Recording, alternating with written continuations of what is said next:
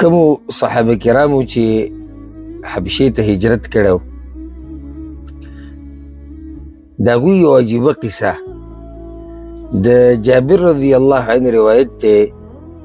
امام ابن ماجه رحم الله راوړی دی او امام ابن حبان شیخ البانی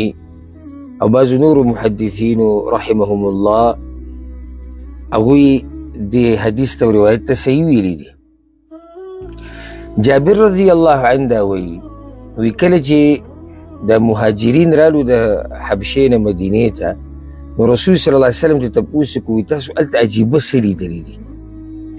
هغې کې یو کس قصه شروع کړه و یا رسول الله موږ ناست وو او د هغوی یو بوډۍ تېرېده او هغه بوډۍ چې د هغوی په هغه دینداره طبقه کې وه او د هغې په سر باندې منګۍ اوبې راغستې وې روانه وه. یو څو ځوانان د هغوی ناست وو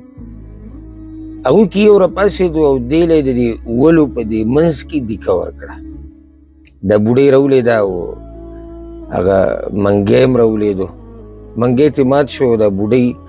په دې زنګنانو را پرېوته. نو کله چې دا بوډۍ پاڅېده نو دې دغه هلک ته ویې سوف تعلم یا غدر اذا وضع الله الكرسي وجمع الأولين والآخرين وتكلمت الأيدي والأرجل بما كانوا يكسبون فسوف تعلم أمري وأمرك عنده غدا. دی بوډۍ ډېر عجیبه خبره وکړه وی ای خیانتګره ای غداره چې کله الله رب العزت کرسۍ کېښوده د قیامت په ورځ او اولنی او آخرنی را جمع کړو او چې کله اندامونو خبرې شروع کړي خپې او لاسونو او بیانولې هغه څه چې څه پې شوي دي او څه یې کړي دي نو بیا به تا ته او ما ته پته ولګي زموږ د دې خبرې د الله په دربار کې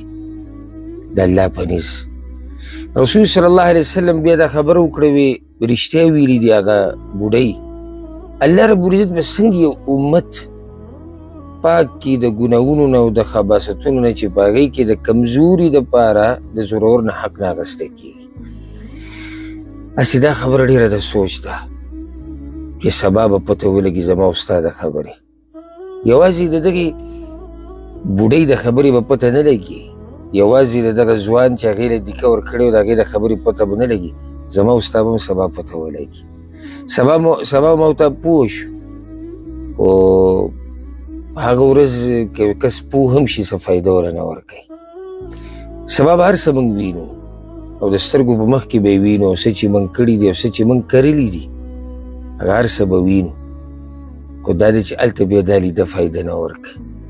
نو د دې نه مخکې چې د سبا د ورځ راشي او قیامت کې الله ته مخامخ شو ما ورته پکار دی چې لږ وخت دپاره کینو ځان له جدا او سوچ وکړو دا څه چې موږ کوو په دې به الله زموږ نه راضي شي او دا کم حالات چې زموږ دي په دې کې موږ د الله ملاقات ته او مرګ ته تیار یو. الله رب العزت دې موږ ته د آخرت حساب او کتاب آسان کړي او الله رب العزت دې موږ ټول په هغه ډله کې راپاسئ د کومو نه چې الله رب العزت راضي دی.